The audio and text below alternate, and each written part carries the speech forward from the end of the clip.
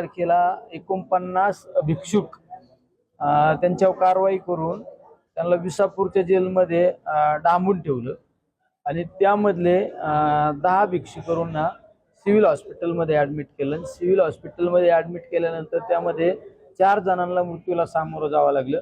त्यामधले 4 जण पळून गेले। म्हणजे पोलीस प्रशासनाचा किती भोंगळा कारभार आहे आज आपल्याला पाहायला मिळत आहे। 4 जण पळून गेले आणि 2 या ठिकाणी उपचार घेत आहे।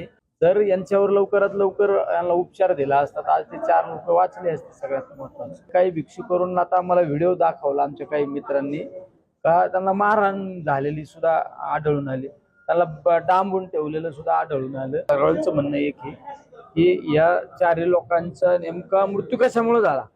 उपास आता आम्हाला काही जणांचं सांगणं आलं की त्यांनी 4 दिवस अन्नत्याग केला, मग अन्नत्याग केल्यामुळे झाला। काही जणांचं म्हणणं आलं ते अल्कोहोलिक होते, अल्कोहोलमुळे झाला, अजून कुठल्या कारणामुळे का मारहाणीमुळे झाला। जर या गोष्टीच्या मुळाशी जर जायचं असेल तर त्यांचं PM पोस्टमार्टम हे औरंगाबादला घाटी हॉस्पिटलला झालं पाहिजे। ही आमची सगळ्यात महत्त्वाची भूमिका आहे। प्रशासनाने घेतलेला बळीच आहे। मी तर तेच म्हणतो की या 4 लोकांच्या मृत्यूचे जबाबदार कोण? प्रशासन।